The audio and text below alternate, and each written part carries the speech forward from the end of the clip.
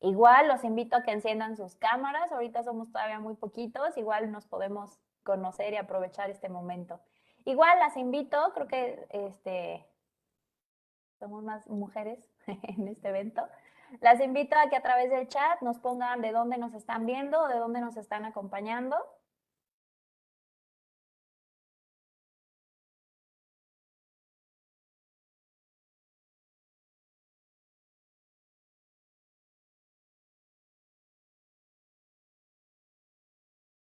No sean tímidas. Aquí estamos para ayudarles. Y igual si tienen algún problema con la plataforma, mis compañeros de servicio técnico aquí están para nosotros ayudarnos. Igual, pues les digo, a través del chat nos pueden mandar saludos o comentarnos de dónde nos están viendo. Comentarles brevemente que este evento es como el cierre de la campaña de los 16 días de activismo contra la violencia de género o la violencia contra mujeres y niñas que implementa la ONU. Así que bueno, este es nuestro evento de cierre de esta campaña. Igual invitarlas a que nos sigan en redes sociales. Ahí tenemos algunas imágenes de lo que se estuvo realizando en esta campaña. Y pues bueno, también a través de estos medios, pues ustedes se pueden enterar de todas las actividades, cursos también que está implementando el Cita Veracruz. Seguimos siendo muy poquitos en la plataforma, demos unos minutitos más a que algunos integrantes puedan ingresar a la plataforma y pues en breves minutos estaremos ya dando inicio.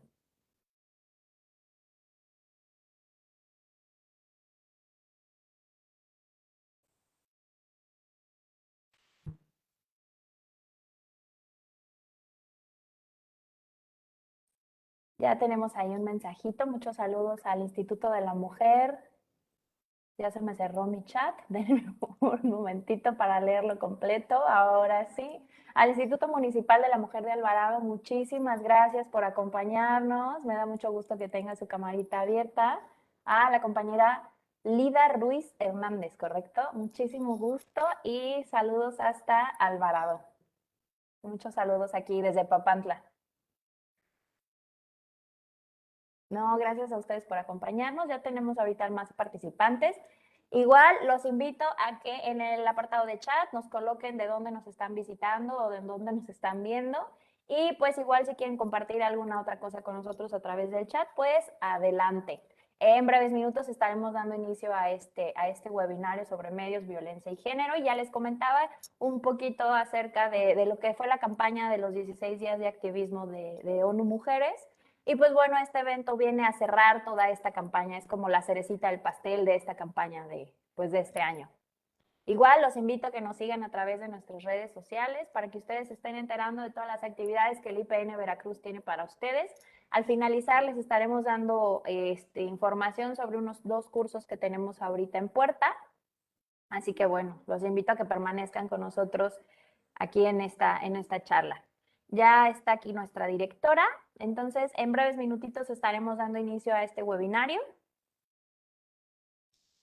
Mientras tanto, pues los invito a que igual no sean tímidos y comenten en el chat de qué dependencia nos están visitando. Ya somos un poquito más participantes en esta plataforma.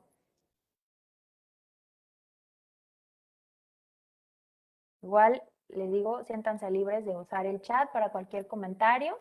Igual, si a lo largo de esta conferencia surgen algunas dudas, los invito a que, pues bueno, las plasmen a través del chat. O igual, me parece que hay un apartado específico para preguntas y respuestas. Entonces, igual lo pueden hacer a través de este medio. Y pues bueno, cualquier cosa, ya saben que también estamos aquí al pendiente. Mis compañeros de servicio técnico estamos para apoyarles. Por ahí ya leo algunos nombres conocidos. Muchas gracias por acompañarnos.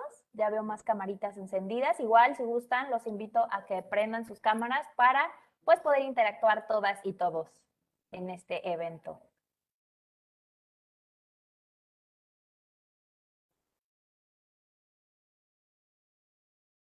Muchísimos saludos a la maestra Lorena Baeza de la Dirección de Difusión de Ciencia y Tecnología. Un gusto siempre que nos acompañe en estos eventos. Por ahí ya ubico su nombre. Muchas gracias.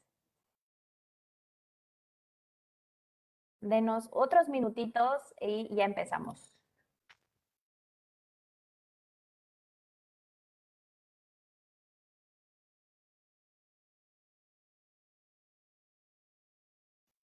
Me parece que ya estamos transmitiendo en Facebook, así que si gustan, igual les comparto el link, doctora. Le acabo de enviar el link en Facebook por si gusta usted compartirlo igual en sus redes sociales. Y pues bueno, hacerles la mención de que si tienen algún problema con esta plataforma, pueden seguir la transmisión a través de Facebook. Igual, pues insistirles en que se queden aquí con nosotros vía Webex, porque al finalizar, pues compartiremos con ustedes el link de asistencia o así que pasaremos lista, por así decirlo, para poderles hacer llegar esta constancia, ¿no? Bueno, me parece que ya es hora para que demos inicio.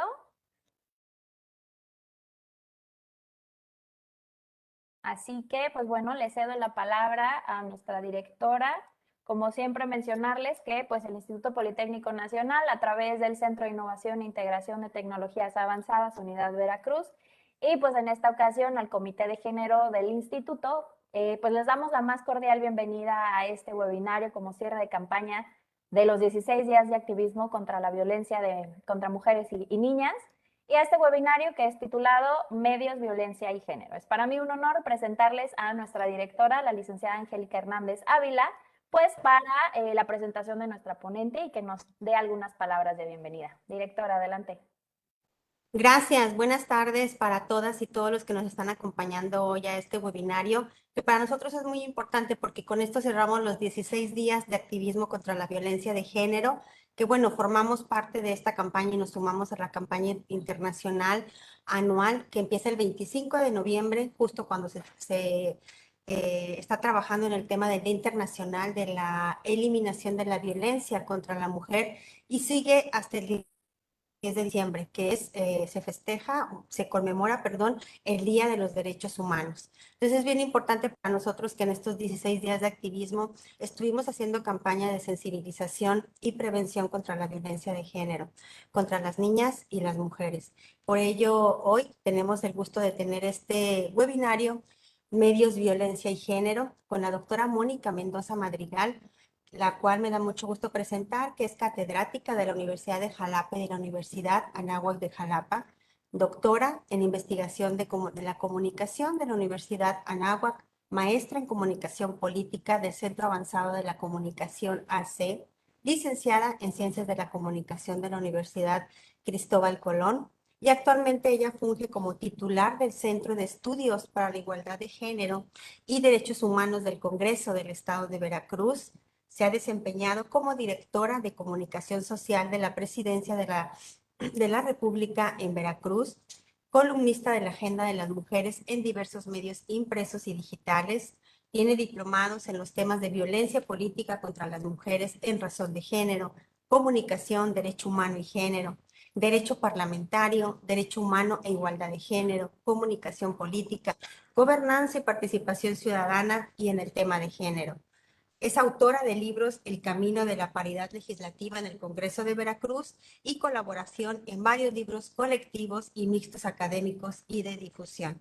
También ha recibido entre las distinciones el Premio Nacional de Periodismo 1991 y la Medalla Leona Vicario en sus aportaciones como defensora de los derechos humanos de la mujer.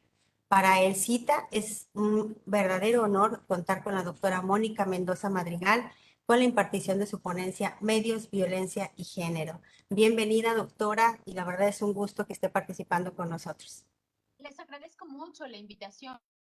Estoy muy contenta de poder compartir con ustedes en esta tarde, de tener la oportunidad de intercambiar puntos de vista y de que ahondemos en una vertiente relacionada con el combate a la violencia en contra de las mujeres, que a lo mejor no se dimensiona en toda su importancia, que es la que se genera desde los medios de comunicación y bueno, pues hay como una gran fuente de reproducción de la violencia. Solamente, si me lo permiten, quisiera hacer la respetuosa aclaración de que he dejado ya de estar al frente del Centro de Estudios para la Igualdad de Género y Derechos Humanos del Congreso del Estado, así que, bueno, pues estoy de todas maneras a sus órdenes. Muchas gracias. Y si no tienen inconveniente, vamos a iniciar el programa como lo tienen ustedes planificado. Vamos a hacer la intervención ahora y al final daremos el espacio para preguntas y respuestas de quien guste participar.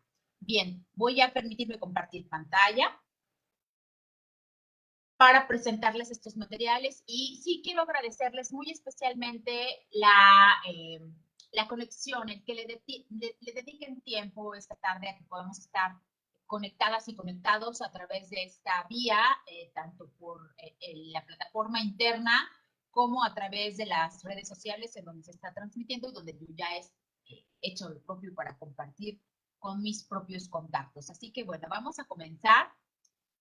Como me hizo favor de presentarme la directora y a quien le agradezco mucho la invitación y por el conducto de la licenciada Ilse y de Marlene. Yo soy comunicóloga y me ocupa mucho, me interesa profundamente tratar de aportar desde mi ámbito disciplinar una vía de atención para la disminución de la violencia en contra de las mujeres, que como bien sabemos es una problemática muy grave y no sé si se está escuchando bien. Me comentan que se escucha un poquito bajo, entonces no sé si pudiera acercarse un poquito más al micrófono o si traiga audífonos. Traigo audífonos. Ok. ¿Se podrá colocar el micrófono más cerquita? Mire, yo aquí tengo el mío. Justo como no a la tiene, altura de no la tiene boquita. micro. No tiene Okay. micro el mío. No le podemos dar ganancia en el software, no le podemos dar ganancia un poco al audio.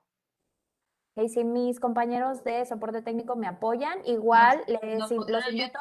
Yo les ofrezco con mucho gusto hablar más fuerte. De hecho, sí se escucha, bueno, yo sí la escucho muy bien. Perfecto, igual invito a las y los participantes a que les suban todo lo que se pueda a su sonido. Y les pues, prometo que voy a hablar más fuerte. Perfecto, muchísimas gracias, doctora. Entonces, nada más para comentarles que si tienen alguna duda, pregunta, comentario, pues ya saben, depositarlo en el apartado de chat y al finalizar les estaremos dando lectura. Igual los invito también a que pongan en el apartado de chat de dónde nos están viendo para después mandarles saludos. Y ahora sí que dejo de interrumpir, le cedo la palabra a nuestra ponente y pues bueno, cualquier cosa estamos aquí para apoyarla. Con permiso. Muchas gracias, muy amables. Bien, bueno, pues entonces les comentaba que vamos a abordar el tema de la violencia desde la perspectiva de la comunicación, centrándolo en los medios de comunicación de manera muy particular, pero bueno, en forma inicial es importante que hagamos la distinción en el concepto o los conceptos centrales de los cuales deriva pues absolutamente todo este análisis, que es entender la diferencia entre sexo y entre género. Sexo es las características físicas y biológicas que poseemos las personas al momento de nacer y que nos definen como hombres o como mujeres. Eso es sexo, tener los órganos sexuales de una mujer o de un hombre. Saludos desde Lima, Perú, qué gusto. Y género es una construcción social.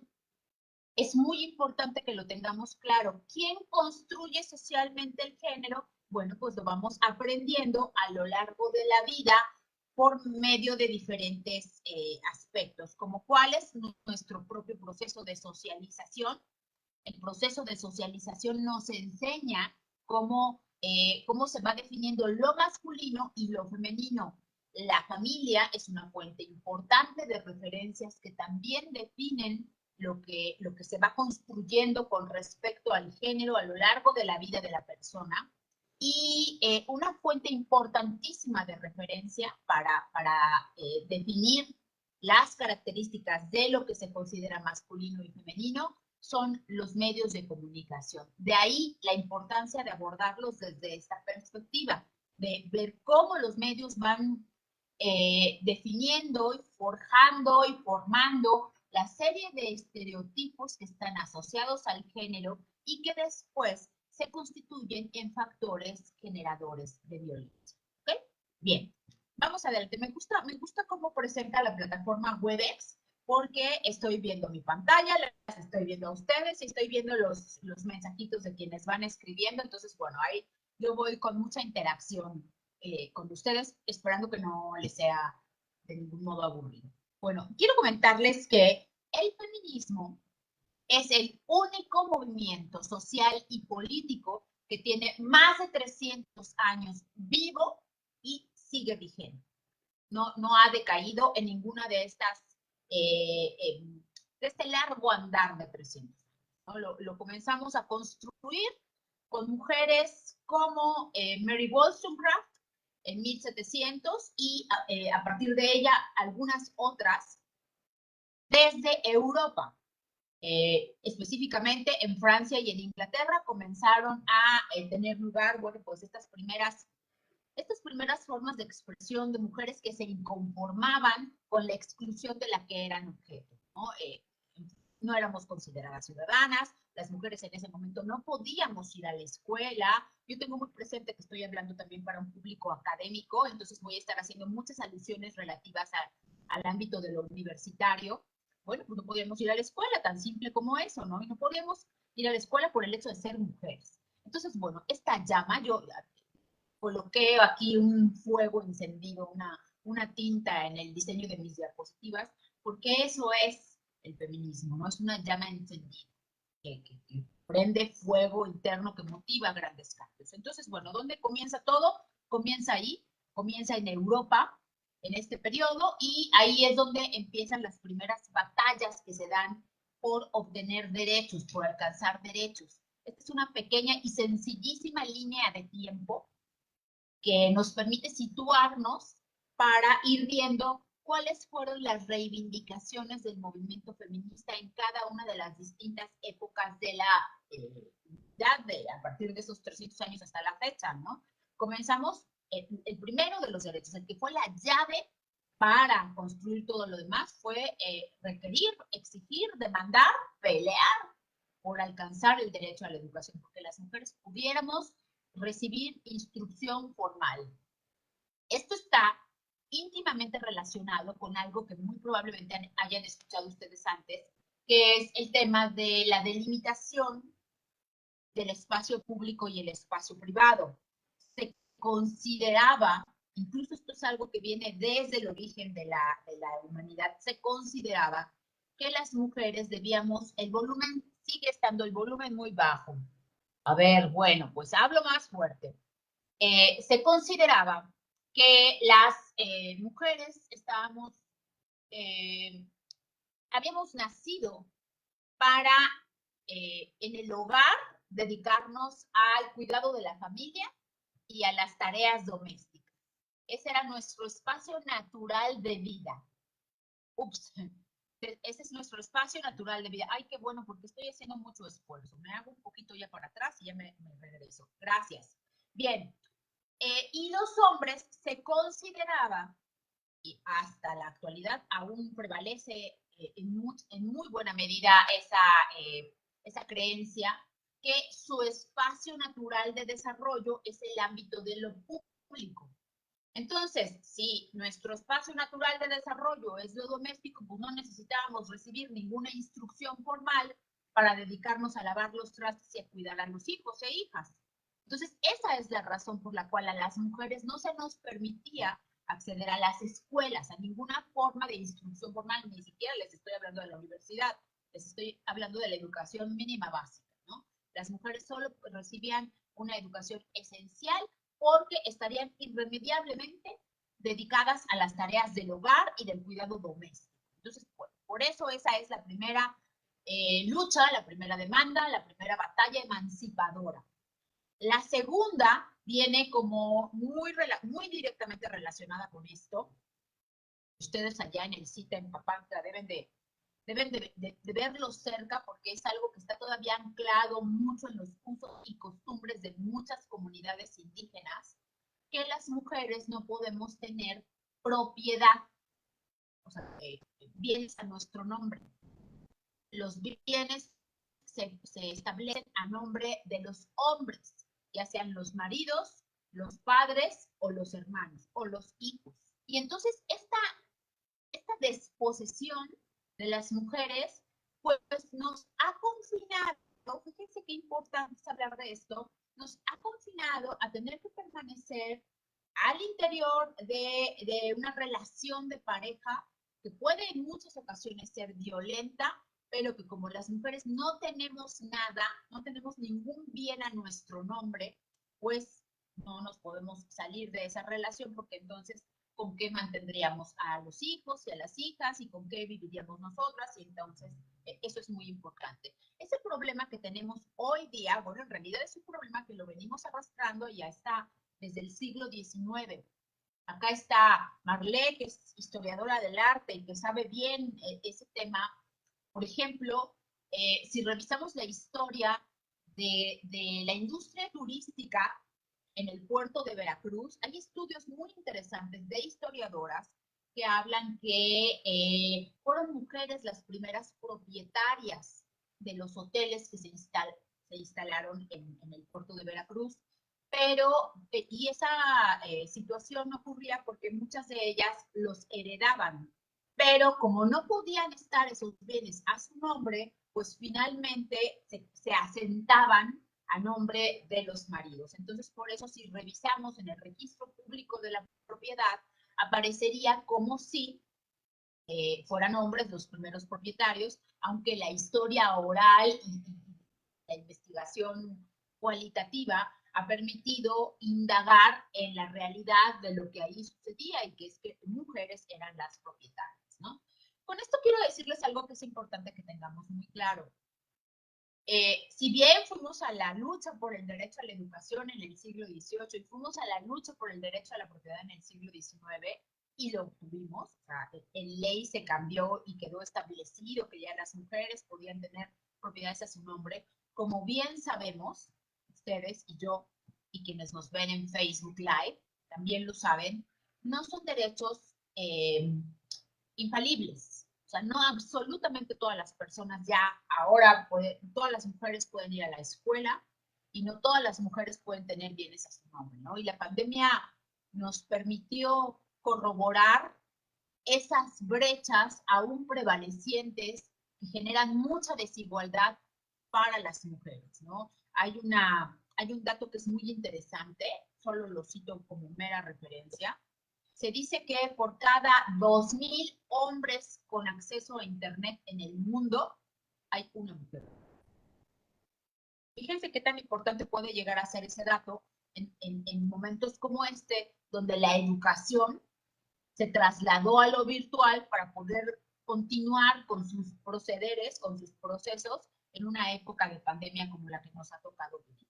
Entonces, bueno, pues no, la educación no es para todos. Aún hoy hay en el mundo, en México, en Veracruz, padres y madres de familia que no permiten que sus hijas estudien o estudien más porque se van a casar y entonces no tienen ningún caso, ¿no? Entonces, como les digo, no son derechos que se ganaran de una vez y para siempre y quedaran resueltos definitivamente, sino que seguimos luchando por esto.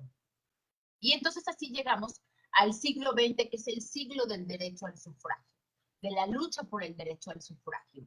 Es bien importante ese tema, es bien importante que lo tengamos claro, porque hoy estamos viviendo una realidad paritaria, pues de pronto pareciera, ¿no? Que ya nos toca la mitad de todo, y la realidad es que ha costado mucho, incluso ha costado sangre, el poder acceder a la mitad de los espacios de representación. Y esa lucha comenzó a inicios del siglo XX. Se soltó un micrófono, me parece que es el micrófono de Carla Navarro, se le abrió su micrófono. Entonces, bueno, ¿no? Comenzamos este siglo con el tema del derecho al sufragio y hoy día, que estamos en el siglo XXI, nos situamos en otro momento, que se llama la lucha por el estado de bienestar. ¿Qué quiere decir eso? Bueno, pues ya podemos ir a la escuela, ya podemos tener bienes a nuestro nombre, ya podemos votar. Ahora de lo que se trata es de que eso que obtuvimos antes nos sirva para vivir mejor. Y en eso estamos, ¿no? Entonces, bueno, esta es una pequeña línea de tiempo para situarnos. Ahora bien, sigue abierto se destapó ese micrófono. Yo creo que fue sin querer. Si lo pudiera silenciar sería maravilloso. Bueno, entonces, una vez comentado lo anterior, vamos a hablar ya ahora sí de la comunicación y de los medios de comunicación. ¿Por qué es importante hablar de esto si vamos a abordar a la violencia como fenómeno social, como un problema público? Porque los medios, acá está, construyen representaciones.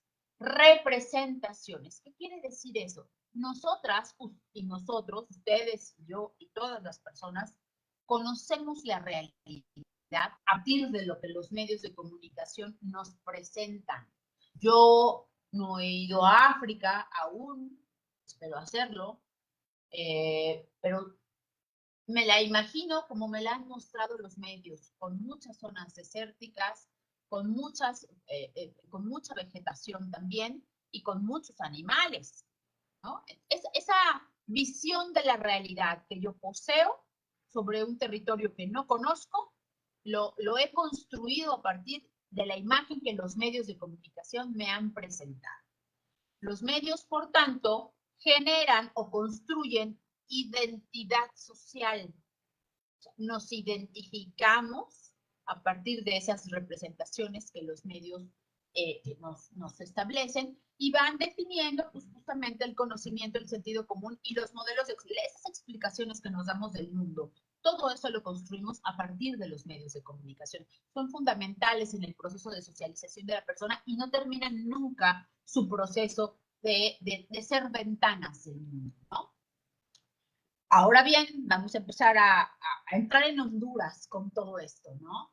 El gran tema es, de entrada, ¿quiénes son quienes comunican? Esas personas que están encargadas de comunicar, que nos dan la versión de la realidad.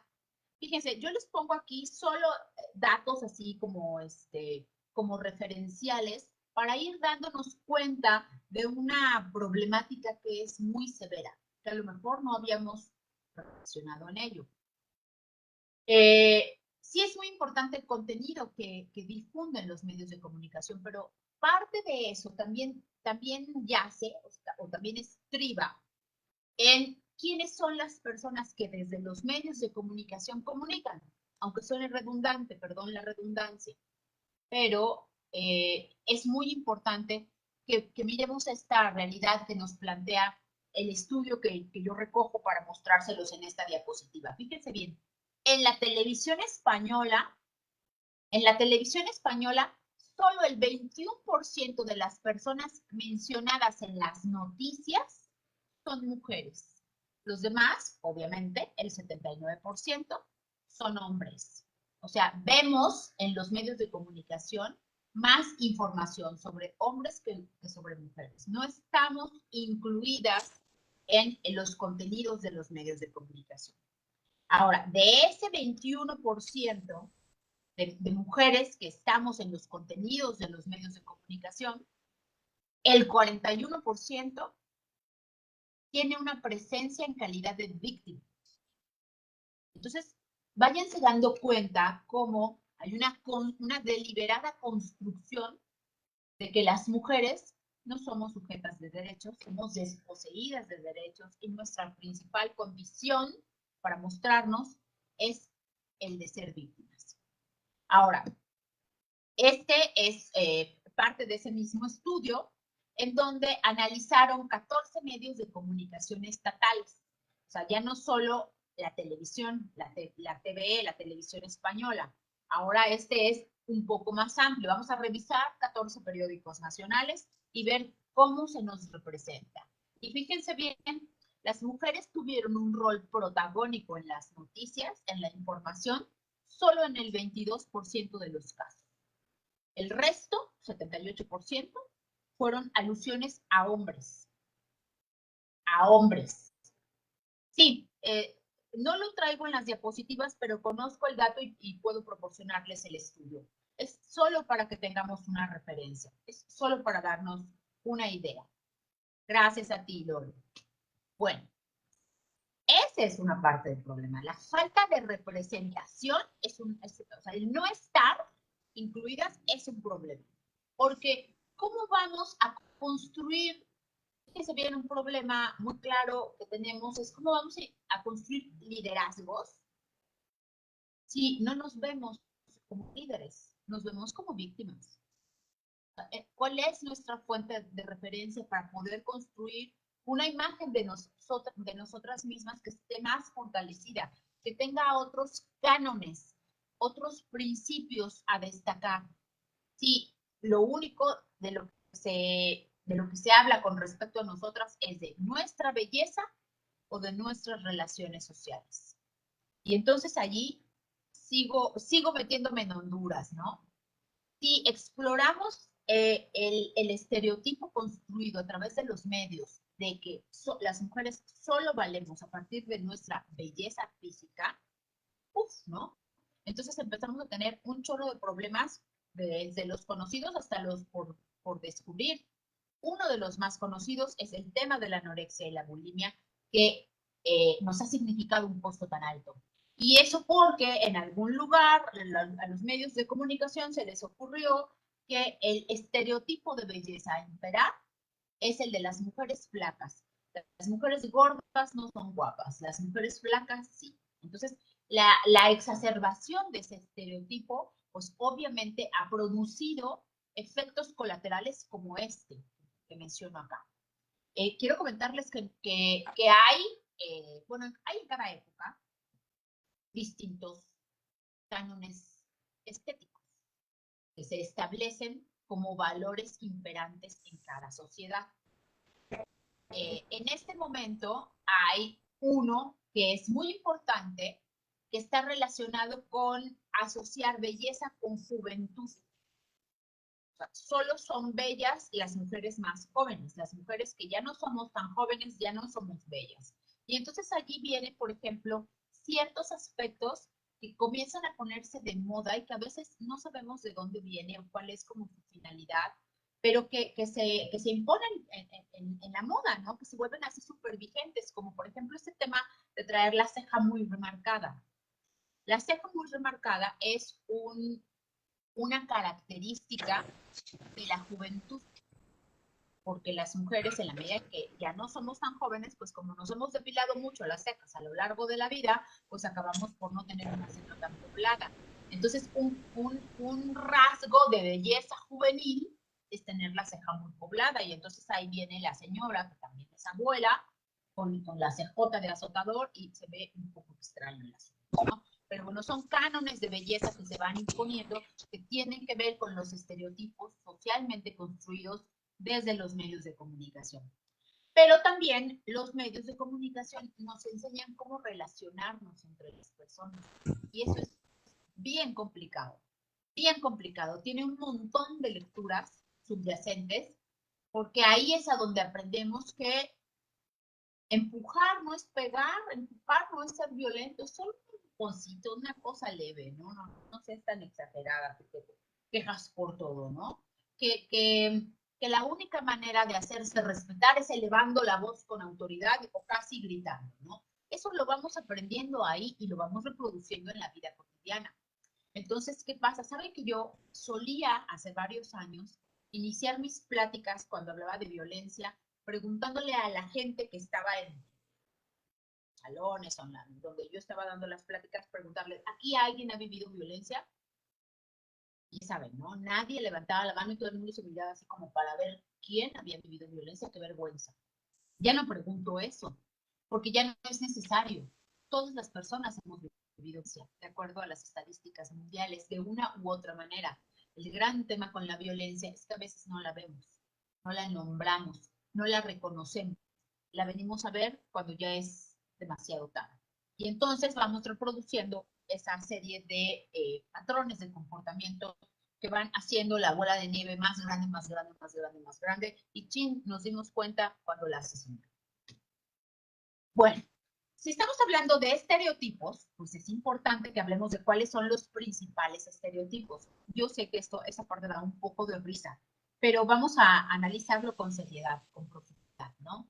Este tema de que la bonita es la flaca, pero además no solo es flaca, sino que es así súper mujer. Ese es un tema que se ha impuesto mucho a las mujeres y que vino a detonar en graves problemas ahora en la pandemia nuevamente, porque resulta que las mujeres nos presionamos demasiado y entonces estamos socialmente obligadas a hacer todo bien, a ser perfectas, y entonces nos vamos a la casa a trabajar en el home working, pero en el home working resulta que tenemos que prender la lavadora, tener la comida a tiempo, ayudarle a los hijos a hacer la tarea virtual y entonces de pronto estábamos muy agobiadas y no se, no se nos reconoce ni nos lo reconocemos nuestro legítimo derecho a decir, aguanta un momentito, ya me cansé.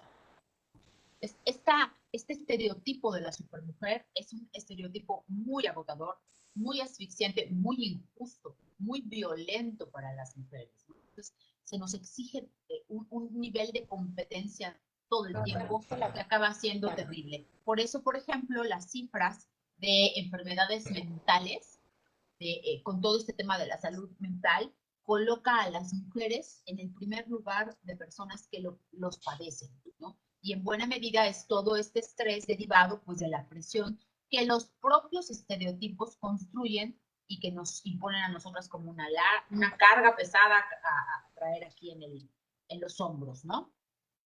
Y por otro lado, pues están las mujeres gordas, que las mujeres gordas en las narrativas mediáticas, en las series, en Netflix, en las novelas, en las canciones, en los videos, en los libros, o sea, las mujeres gordas en las narrativas visuales son las intrigosas, las chismosas, las conflictivas, o de las que hay que burlarse, o las que, pues desde luego, no tienen una historia de amor que sea parte del eje narrativo de la historia que nos están contando. ¿Por qué? Pues porque como está gorda, ¿quién la va a querer, no? Entonces ahí te ves con eso.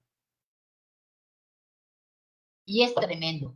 Entonces, este ejercicio lo pueden ustedes hacer en la práctica este fin de semana, que vean alguna peliculita en Netflix o lo que sea, observen cómo es el estereotipo de las personas que tienen los roles protagónicos y cómo son los estereotipos de las personas que tienen los roles antagónicos. Y se van a dar cuenta cómo acabamos reproduciendo exactamente lo mismo. Y bueno, si a los contenidos de la programación le vamos añadiendo aspectos como, por ejemplo, todo lo que contiene la publicidad, bueno, pues entonces tenemos que no, definitivamente la realidad no es como nos la pintan, como nos la han planteado y acaba generando desilusión, frustración o enojo, ¿no? Definitivamente. Ahora bien, quiero decirles que no somos las únicas personas en ser representadas mediante estereotipos, pero sí los estereotipos que están construidos mediáticamente para representarnos son distintos los de las mujeres que los de los hombres.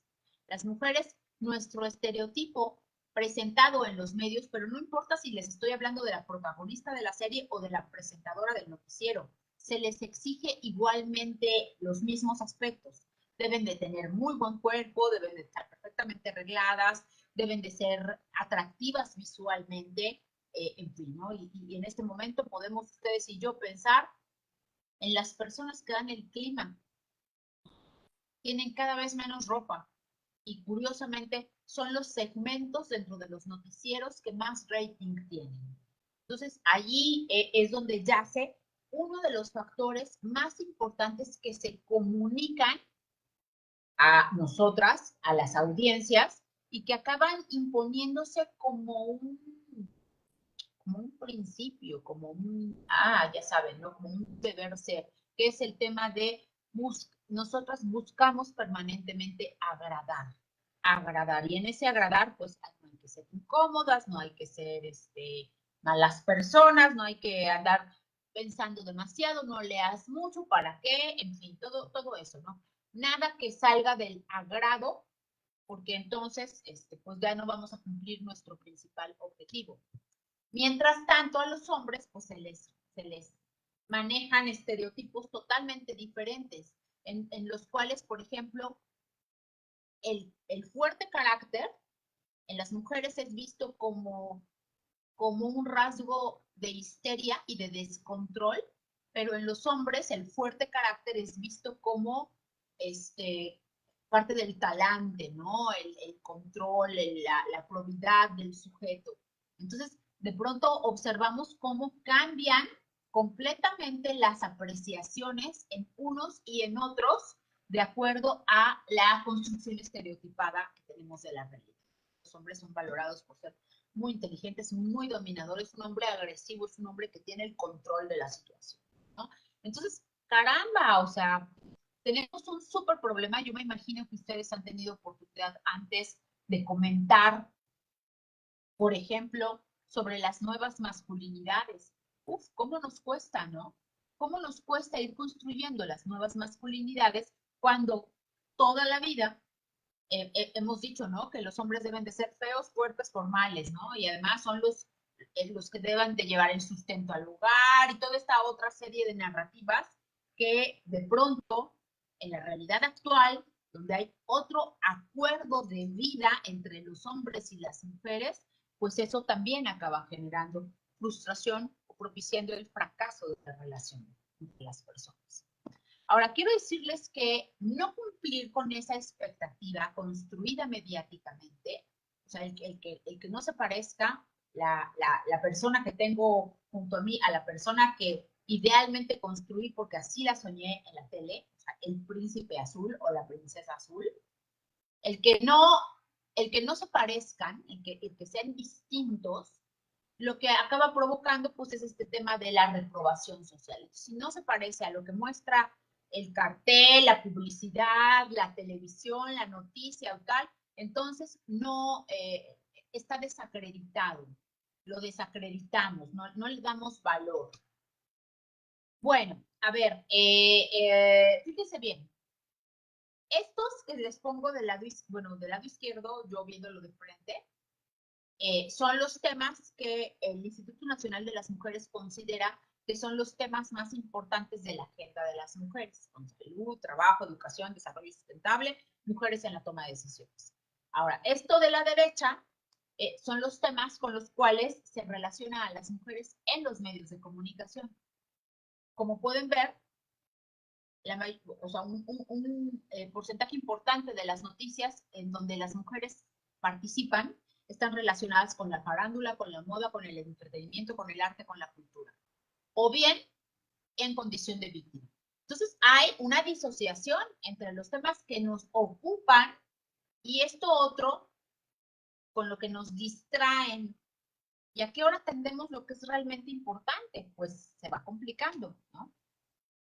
Ahora, esto, hasta este momento, solo se ha hablado de las representaciones y de los problemas que esto genera cuando se sale del estereotipo, pero esa es una parte del análisis que debemos hacer sobre la forma como los medios comunican. Otra parte muy importante es cómo los medios producen y reproducen violencia. Gracias, querida Lida. Gracias, te lo aprecio muchísimo. Es un gusto encontrarte aquí, Lida. Los medios son productores y reproductores de violencia. De hecho, son los productores y reproductores de violencia por excelencia. ¿Cómo lo hacen? Bueno, primero hay que entender qué es violencia, ¿no? La Ley de Acceso de las Mujeres a una Vida Libre de Violencia establece que es cualquier acción u omisión basada en su género que le cause daño o sufrimiento psicológico, físico, patrimonial, económico, sexual o la muerte, ya sea en el ámbito privado o en el ámbito de lo público. O sea, cualquier acción u omisión, exactamente. Me están haciendo favor de compartirme su opinión sobre la forma como las noticias son tratadas, efectivamente, ¿no? Desde ahí se reproduce mucha de la violencia que en lo cotidiano acabamos pues también reproduciendo. Entonces, bueno, cualquier acción u omisión, hacer o dejar de hacer, por condición de género, que dañe su integridad. Entonces, ahí, ojo, ¿no?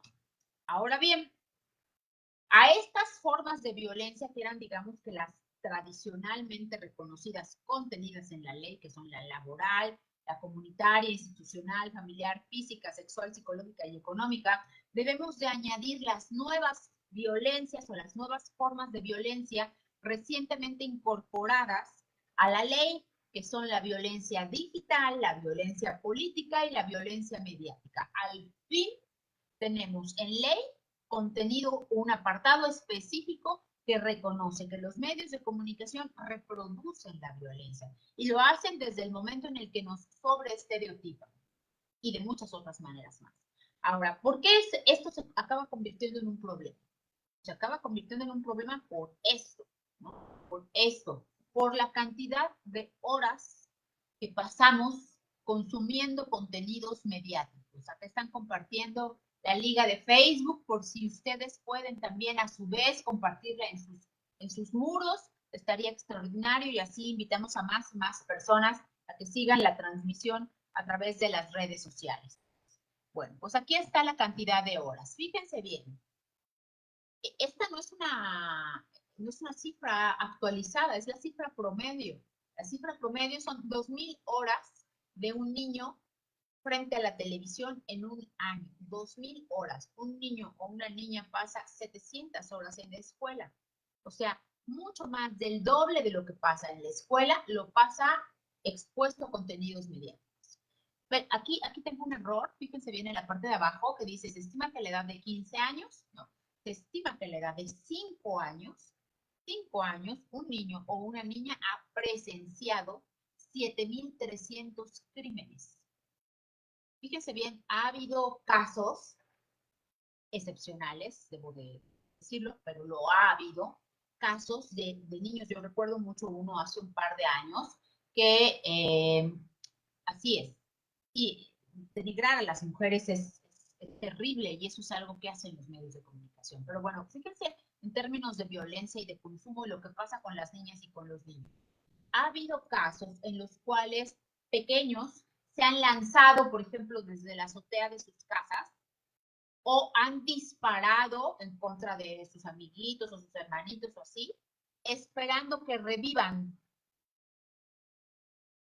Aunque nos suene absurdo, eso es una realidad. ¿Por qué? Y lo veo. Porque esta sobreexposición a las escenas violentas, la sobreexposición a escenas violentas, aquí está, a lo que acabas haciendo, pero estoy buscando, aquí está. Lo que acaba provocando es la pérdida de la capacidad de asombro.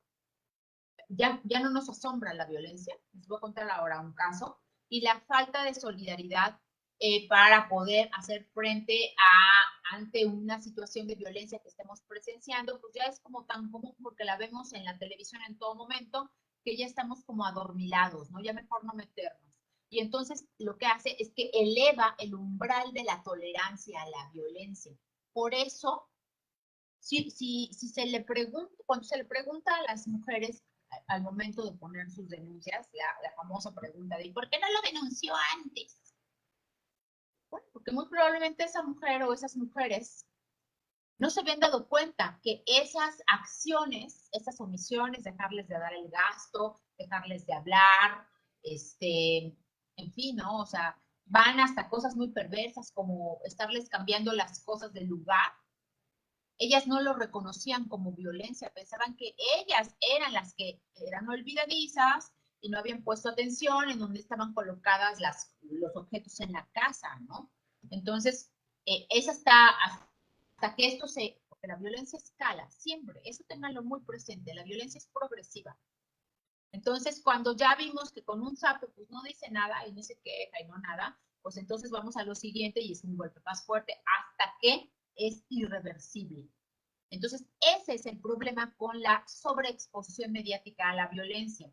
Nos acabamos acostumbrando a ella, consideramos que es normal y entonces ya decimos, pero ¿en qué momento era tan buena persona? Yo no sé cómo es posible que de pronto la asesinó.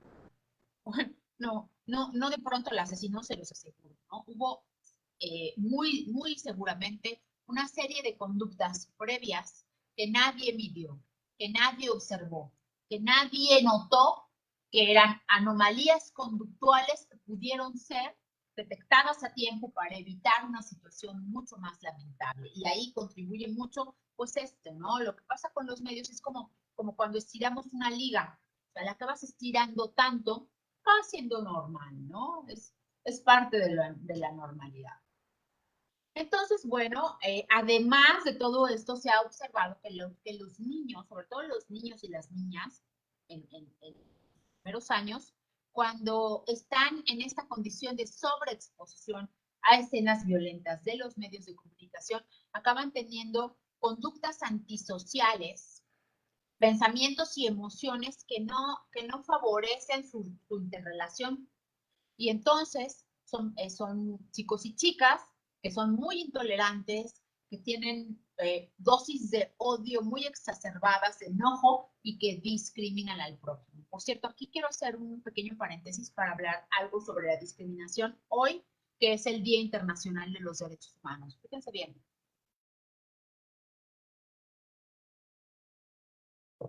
Como comentaba hace un momento, trabajé durante toda la legislatura anterior en el Congreso de Veracruz y pude conocer un estudio que se realizó desde la Oficina de Programa de Gobierno en el Gobierno del Estado de Veracruz para diagnosticar o para identificar qué tal andaba el funcionariado público veracruzano con temas de discriminación. Y el resultado de ese diagnóstico fue verdaderamente estremecedor. Yo no les estoy hablando ya de niños, estoy hablando de funcionarios públicos de niveles medios y altos. Declararon preferir tener que estar cerca. No alcancé a leer este último comentario. Ahorita me regreso al chat para escucharlo, para leerlo, perdón. Les decía que preferían estar sentados o compartiendo espacio, compartiendo oficina con una persona con lepra, ¿verdad? Contagiosa, lepra, que con un homosexual. Cuando una cosa sí se pega y la otra no, la homosexualidad no se contagia, ¿no? Pero de eso estamos hablando, o sea, ya les estoy hablando sobre conductas muy antisociales, muy discriminadoras en adultos, que vienen siendo cocinadas a fuego lento desde la infancia. Entonces, es muy importante. Por eso es muy necesario que entendamos, uno, que los medios de comunicación son empresas, que lo que están tratando de hacer es vendernos sus contenidos. Su objetivo no es educarnos, no es ese el objetivo que persiguen de manera natural los medios de comunicación. Por tanto, no pueden sustituir formas o procesos educativos que se deben de dar mediante otros mecanismos y que se sustituyen a través de la televisión. ¿Cuántas y cuántos padres y madres acaban dándole el celular a la criatura para que se entretenga y deje de estar haciendo escándalo, chillando, berreando o haciendo las pataletas, ¿no? A mí me toca mucho verlo, por ejemplo, cuando voy al centro comercial y veo así a las criaturitas con esto. A ver, las criaturas no tienen ni siquiera terminado de desarrollar el cerebro como para procesar la carga de rayos que emiten los dispositivos móviles al cerebro. Y los ojos, el daño retiniano es muy elevado. Los pequeñitos a tan corta edad no están aún terminados de desarrollar como para poder decodificar ese exceso de contenidos y además luego, ya saben, ¿no? Con mucho colorido, con mucho, muy atractivo visualmente, bueno, pues eso lastima mucho más al cerebro. Entonces, ahí hay que entender ese funcionamiento y entender muy claramente que lo que están haciendo los medios de comunicación es tratar de engancharnos para el consumo. Y si dejamos de pensar por un minuto en televisión tradicional y pensamos que ese proceso lo hacen, por ejemplo, las pantallas, o sea, los celulares, los iPads, la computadora, pues estamos aún más expuestos porque, como bien sabemos, siempre que navegamos le dejamos a la computadora en la nube nuestro patrón de consumo. Y entonces por eso resulta que, mira qué casual, estaba buscando una mesa y ya me apareció una mesa aquí en el Facebook. Bueno, pasa por eso, ¿no? Justo pasa por eso. Entonces ahí hay que trabajar mucho, amigas y amigos, en modelos de educación participativa que nos vayan educando para saber cómo ver la televisión. Son absurdos, pero es importante.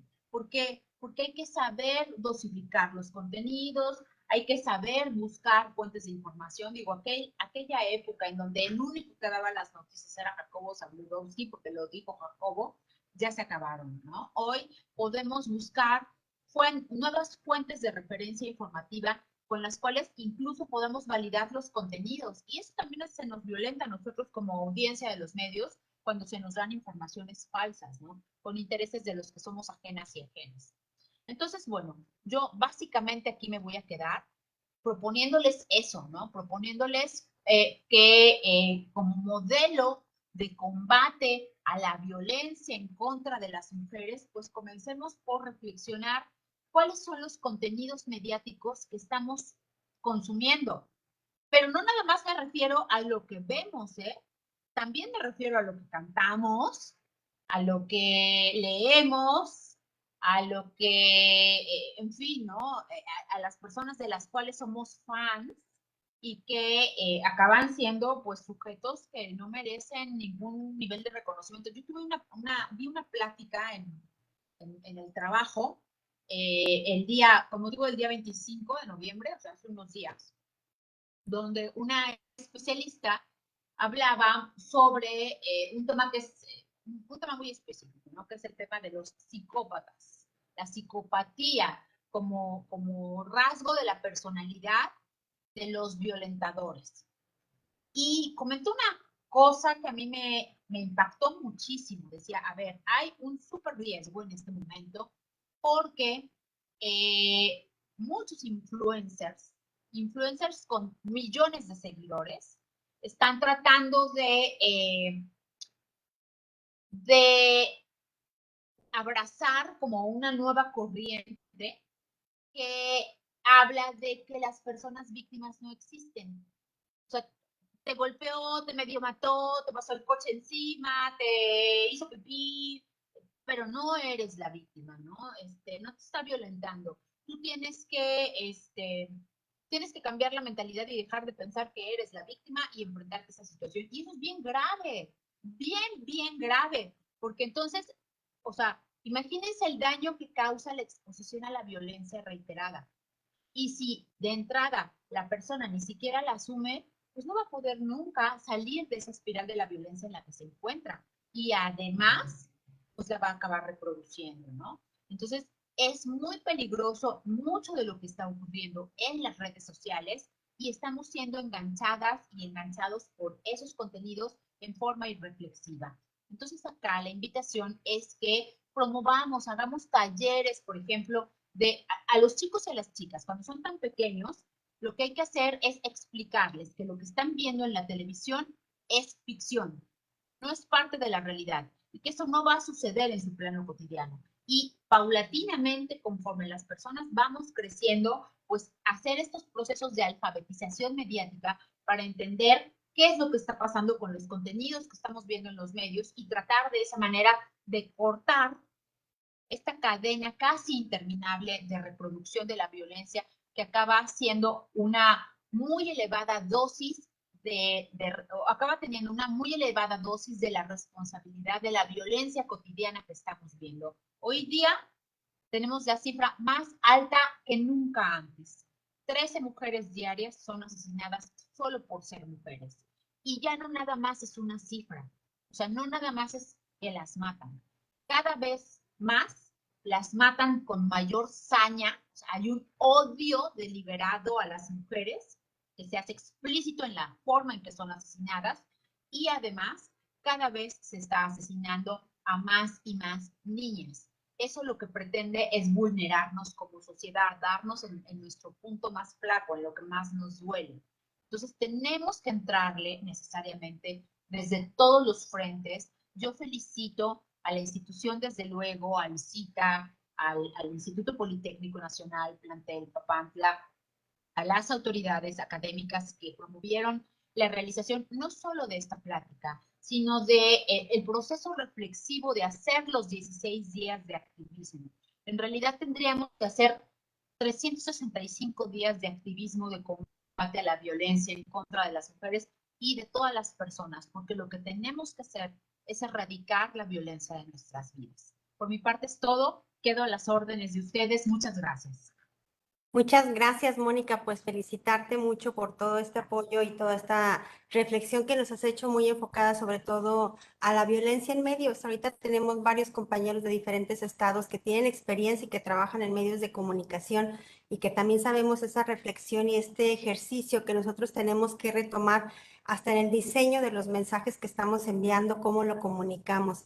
Y como instituciones educativas es muy importante seguir trabajando en el tema de la sensibilización y la prevención de la violencia. Es cierto lo que dices, deben de ser los 365 días del año en que tenemos que estar trabajando con todo el tema de la violencia hacia las niñas y las mujeres. Y comentarte que en el Politécnico hay una unidad de género que a su vez se desagrega en todas las áreas del Politécnico, donde también nos acompañan varias áreas a nivel nacional del Poli, donde parte de nuestro trabajo es estar trabajando con este tema reflexivo cada día. Entonces, no sé si hay alguna pregunta por parte de los DIF. Nos acompañan también, te comento, el DIF de Aquila, el DIF de Perla y de Alvarado, donde están ellos siguiendo básicamente estos webinarios en temas que van muy enfocados a la sensibilización. Y pues abrimos el micrófono a ver si alguien tiene alguna aportación, una pregunta. Leo aquí algunos comentarios que pusieron en el chat que me parecen muy interesantes. Laura Hernández dice, los medios se denigran mucho a las mujeres. La semana pasada en un noticiero se hizo alusión con aprobación a un vendedor de CDs de una cantante popular que gritaba, compren la música de la vieja que está en el auditorio. Me pareció muy agresivo, claro, desde luego, ¿no? Y además, a ver, ¿saben en dónde podemos comenzar a combatir mucha violencia? Sencillito, en los memes, dejando de compartir los memes. Y ahí estamos haciendo una acción contundente, porque nos parece gracioso y no nada más lo recibimos y nos reímos, sino que además, ¡pum!, lo mandamos y somos parte de esa cadena violenta y denigrante respecto de las otras personas. Acá hay otra pregunta. Marisela Rodríguez dice, el proceso de etiquetamiento tiene como devolución una autoprofecía. De ahí los procesos de normalización generalizada. Las violencias se institucionalizan y por ende hay procesos muy complejos de victimización desde el Estado. Sí, así es, efectivamente, ¿no? Y además luego caemos en la revictimización, ¿no? Por ejemplo, esto que pasa con las mujeres cuando ya han sido privadas de la vida y que de todas maneras en el periódico de la ciudad no falta, ya saben, la fotografía que la muestra allí toda descuartizada o toda lacerada, y entonces esa es una revictimización terrible, ¿no? Porque ya la mataron y la seguimos violentando aún después de muerta. Entonces, ese tipo de procesos son sumamente complejos, como bien dice Marisela, por ejemplo, se ha avanzado, hay una ley en varias ciudades, específicamente en la Ciudad de México y en Puebla, que se llama la ley Ingrid. No sé si han escuchado hablar de ella, que tiene que ver justo con eso, ¿no? O sea, que se sancione a quien se descubra que ha compartido material fotográfico de estos que tienen las fiscalías como parte de la investigación, porque además de ahí es de donde salen, ¿eh? O sea, no salen de otro lugar. Pero es muy claro y lo sabemos que no es suficiente con las leyes. Hay que cambiar conductas, hay que trabajar en la parte conductual, ¿no? Y bueno, pues por ahí hay que darle. Hay presentaciones, les agradezco mucho los comentarios. Laura dice, es importante observarnos más, de forma muy consciente, para no replicar discursos o conductas violentas. Muchas gracias por esta charla. Gracias a ti. Y sabes qué, Laura, nos pasa a todas y a todos, ¿eh? Nos pasa irremediablemente. Yo misma a veces me escucho lo que acabo de decir y digo, ay, caray, ¿no? Me parece que denosté a una persona o la degradé y es involuntario, pero está ahí y si lo identifico, trato de corregirlo, ¿no? Aquí no hay seres perfectos, estamos todas y todos en lo que se llama el proceso de deconstrucción. ¿Para qué? Para ir erradicando las prácticas. Por ejemplo, a mí me choca de verdad decir, no lo hago, que la violencia es cultural. Jamás lo digo. Y no lo digo porque Si fuera cultural o si solo fuera cultural, pues entonces estamos condenadas y condenados a reproducirlo irremediablemente. No podremos hacer nada para erradicarlo de nuestra vida. Hay que entender que hay un componente cultural, sí, pero la violencia es un ejercicio de poder, del más fuerte sobre el más débil, siempre. Entonces hay que trabajar allí, donde está el problema, en el poder. Por ahí un compañero, Ignacio Mendívil de Durango, tiene una pregunta. Compañero, Mire, me da mucho gusto escucharla y bueno, a lo mejor yo le puedo hablar de lo que ha sido la evolución del periodismo acá en lo que es en el interior de la República, porque no me gusta decirme que soy provincia, sino soy del interior de la República. Y el punto importante es cómo los medios también atienden a sus audiencias. Yo tengo más de 35 años en el periodismo y la nota roja era consumida hace muchos años prácticamente por una audiencia lector varón. Cuando sucedían casos con involucrado mujeres, los editores de aquel entonces buscaban mucho el pudor. Prácticamente no se especificaba lo que ahora se está especificando, no porque no existiera, ya había violencia, ya sucedían cosas verdaderamente graves, pero esas no se plasmaban en la crónica de la nota roja, solamente los hechos de los varones. Cuando las mujeres empezaron a consumir noticias y noticias rojas, fueron las que estuvieron exigiendo a los medios de que fueran más explícitos en cómo le sucedió, por qué le sucedió y cuál era el trasfondo, no solamente el hecho como se narraba antes. La mujer fue exigiendo elementos adicionales al periodista para que nosotros pudiéramos seguir manteniendo las audiencias, nuestros lectores. Y eso prácticamente ha quedado fuera del análisis, que los medios también somos el reflejo de la sociedad. No nada más queremos que nos compren. Si no nos compras es porque no tienes lo que tú quieres leer. Y entonces es también. absolutamente cierto. Es absolutamente cierto lo que usted dice, Ignacio. Perdóname si lo interrumpí. ¿Quiere No, terminar? no, no. No, nada más Bueno, que no hay que perder de vista que no somos entes sí. ajenos ni Oh, que claro, queremos educar, no, que narramos lo que le sucede a la los sociedad, pero sucesos. en términos de cómo la sociedad quiere consumir lo que nosotros publicamos. Claro. Las mujeres se han vuelto inclusive mucho más escrupulosas en la narrativa del hecho. Quieren Claro. más datos y uno se involucra en un hecho que hay detalles que son innecesarios para una nota periodística, pero ellas lo exigen como si pasáramos de la nota al chisme. ¿Y por qué? No, no, pues nomás te narro cómo se murió o cómo la mataron, pero todo lo demás está en la investigación, en la carpeta o en el mundo de la especulación. Claro, tiene Quería usted hacer razón y esa precisión. eso es cierto. Ahí habría que plantearse, ya saben, la pregunta del millón. ¿Qué fue primero, el huevo o la gallina, no? El medio que reproduce o el público que lo consume. Y se vuelve un asunto cíclico que pareciera no tener fin. Y ahí es donde tiene que entrar la ética, la responsabilidad del medio de comunicación y también este esfuerzo para ir cambiando los comportamientos sociales. Por eso insisto tanto en que hemos de explorar la posibilidad de trabajar en talleres de alfabetización mediática.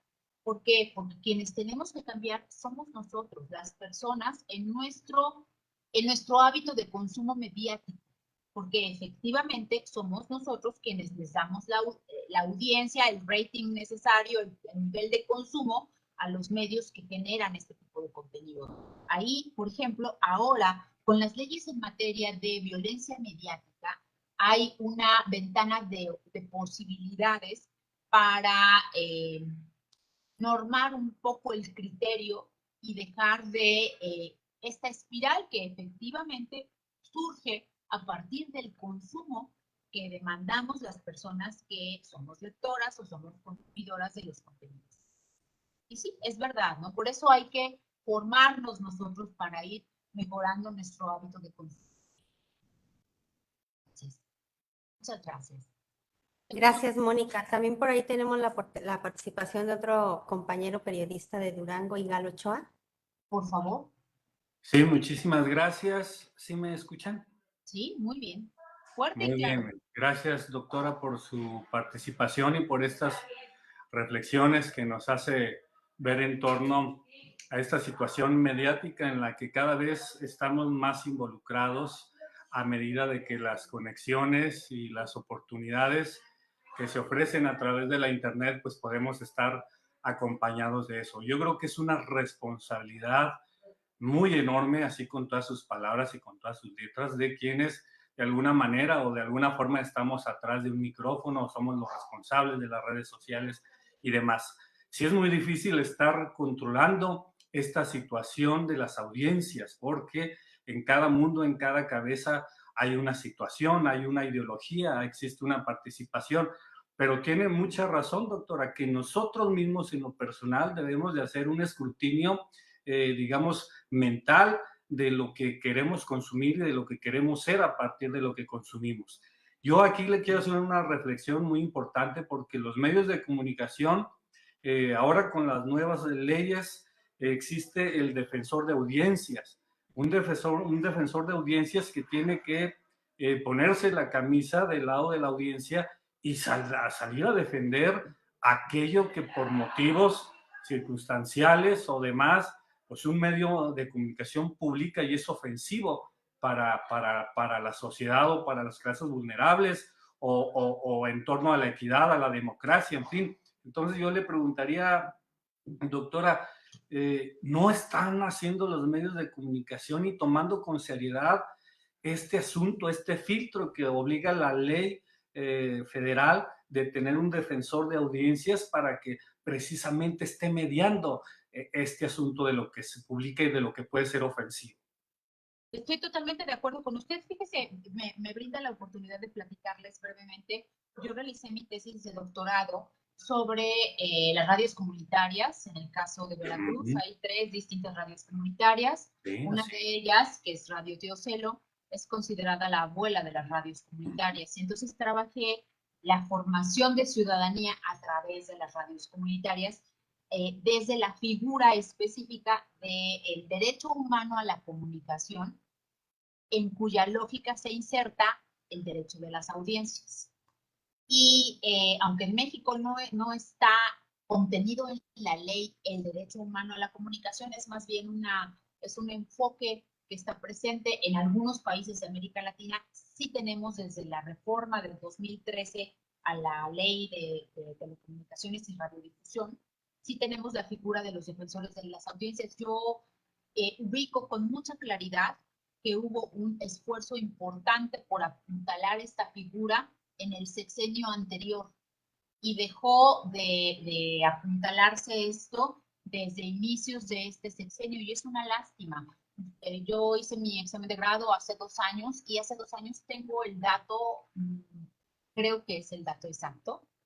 En ese momento eran cerca de 30 medios de comunicación en el país que tenían defensor de audiencias, pero la mayor parte de ellos eran o medios públicos o grupos de medios, que es lo que pasó específicamente con las CIRT, con las radiodifusoras de la Cámara de la Industria de la Radio y la Televisión, que tenían un solo defensor de audiencias para todas las radiodifusoras. Me parece que solamente en ese momento el noticiero de Carmen Aristegui tuvo su propio defensor de audiencias en la figura de Piel Soso Plata. Pero, o sea, y esto nos da cabal cuenta de la negativa de los industriales de los medios, de los dueños de los medios, a impulsar la figura del defensor de las audiencias o defensora de las audiencias. Tiene que ser una exigencia ciudadana de las audiencias, requerirle a los medios que tengan a su defensor para que podamos hacer este asunto. Yo he tratado, acá en Veracruz, yo también estoy en el interior de la República, al igual que ustedes.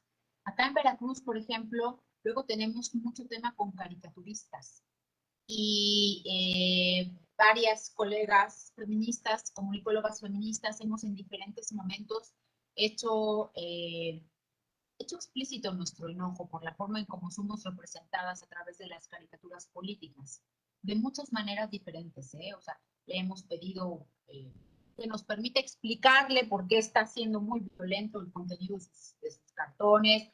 Le hemos enviado cartas, o sea, lo hemos hecho de diferentes maneras.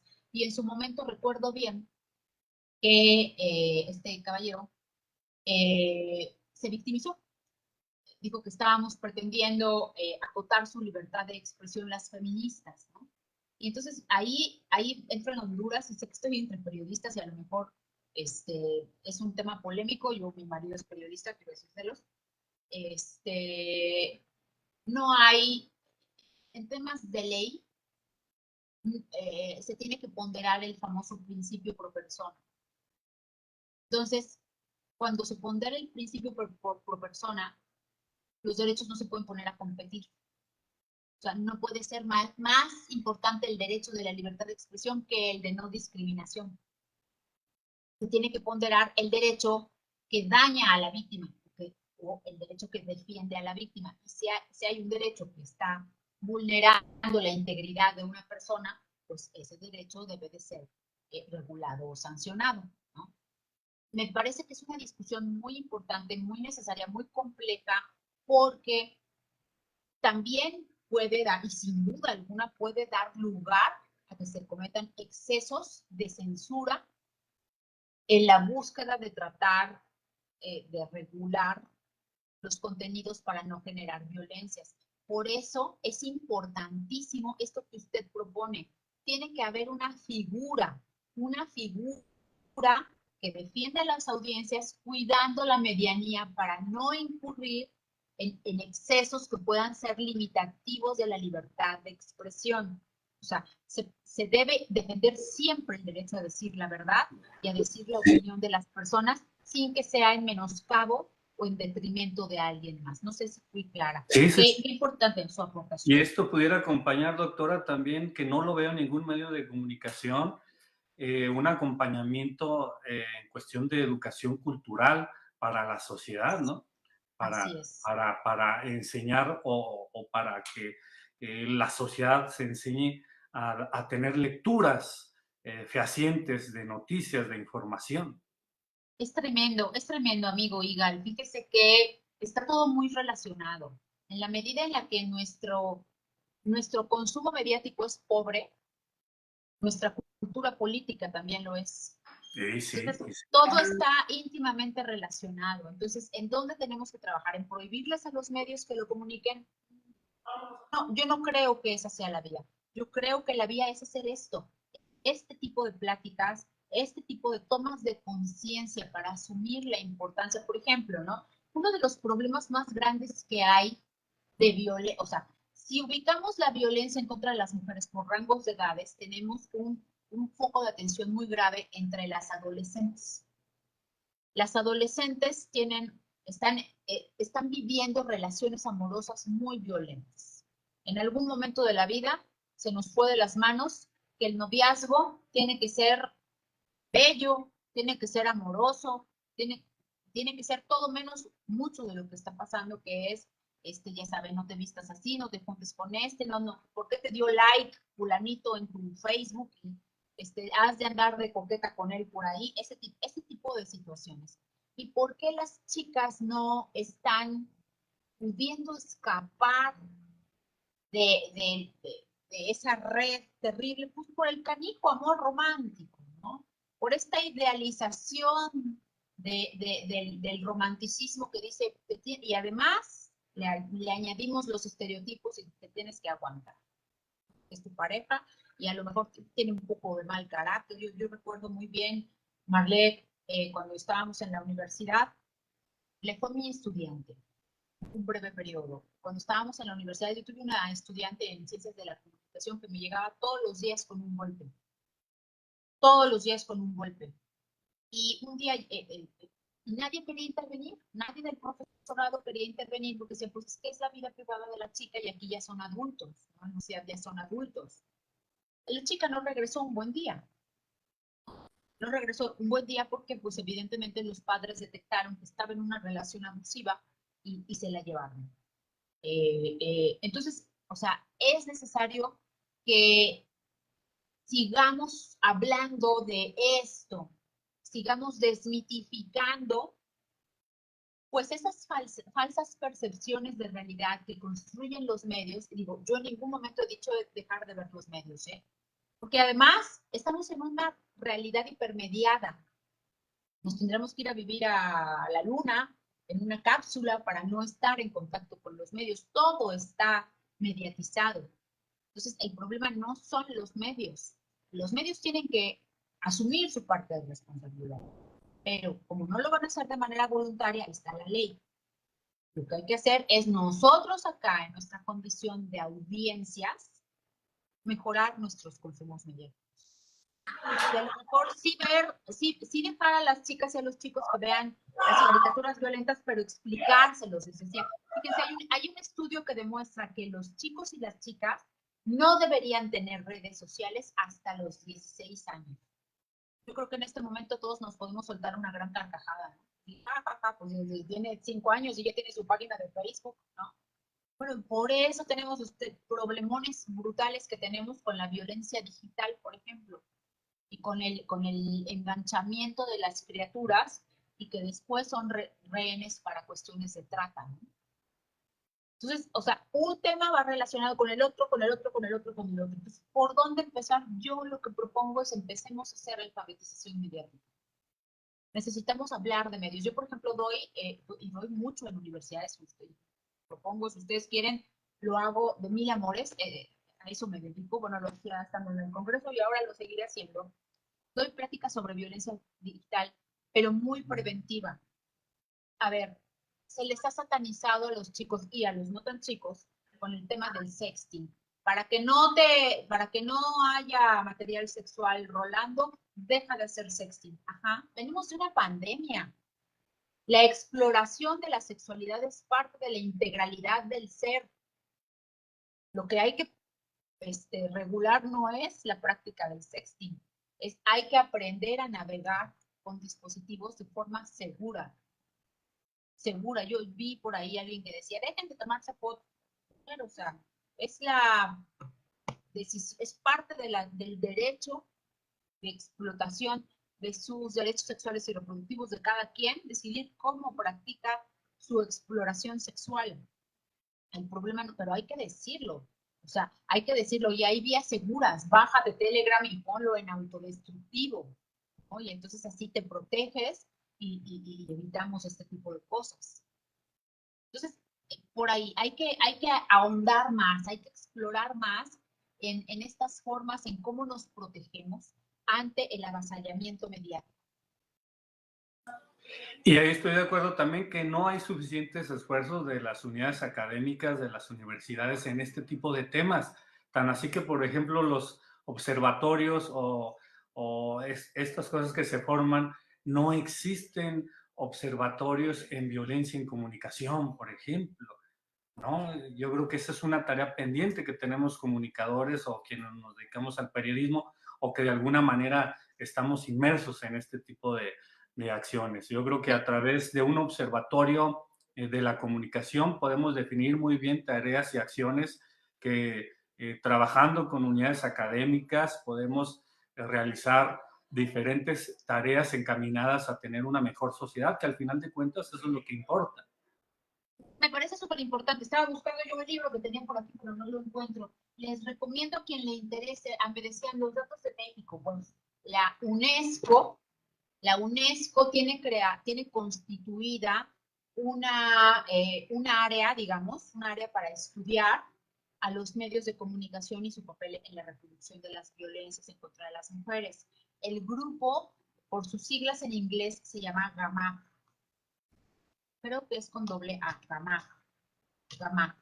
Y hacen un estudio en cada país, cada 5 años, y en diciembre del año pasado se acaba de hacer el estudio para México actualizado, y el libro está en versión digital.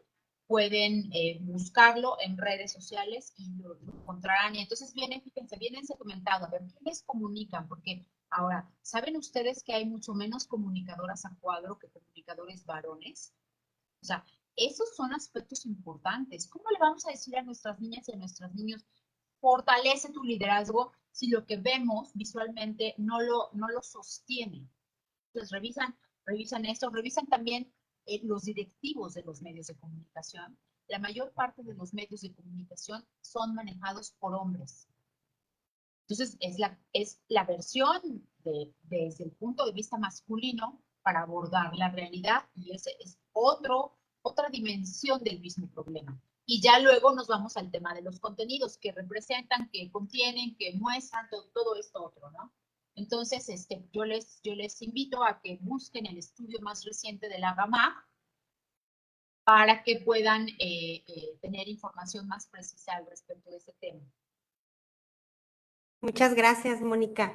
No sé si existe alguna otra participación, alguien que quiera comentar algo, sino para dar paso al cierre.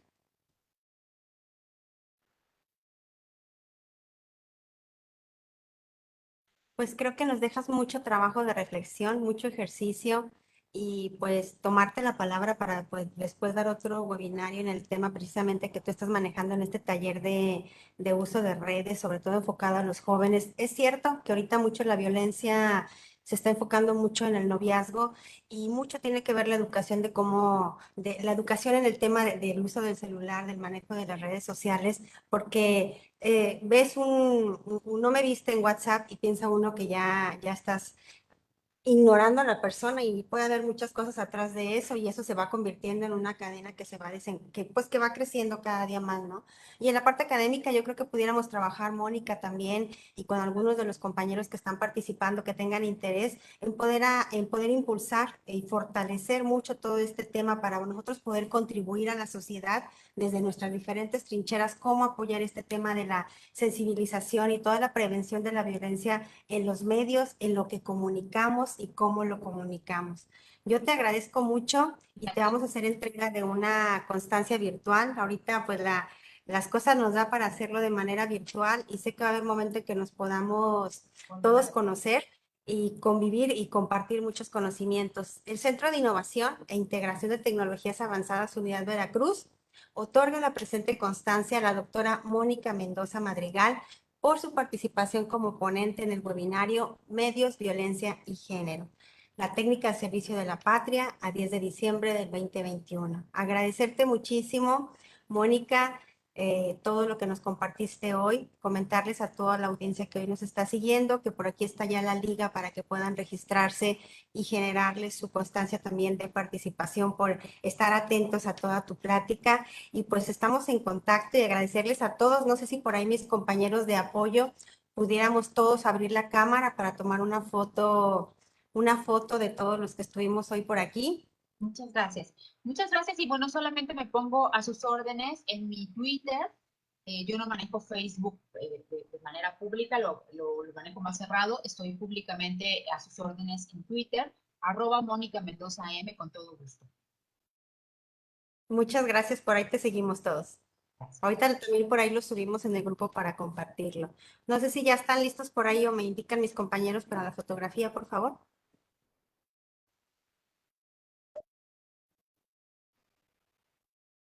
Listo, que no nos dicen mis compañeros, pero ya estamos todos listos para la foto. Agradecerles mucho a mis compañeros de Durango, de la Ciudad de México, de las diferentes unidades del Politécnico que nos están siguiendo, de los diferentes sistemas del DIF estatal de aquí del estado de Veracruz, diferentes municipios que también nos acompañaron y por supuesto a mis compañeros de aquí del centro. Agradecerles a todos, desearles muy buena tarde y excelente provecho. Muchas gracias. Que tengan bonita tarde. Gracias. Gracias. Bye. Gracias, Mónica. Gracias, un Chao. abrazo a todos. Igualmente, que estén muy bien. Gracias, un placer.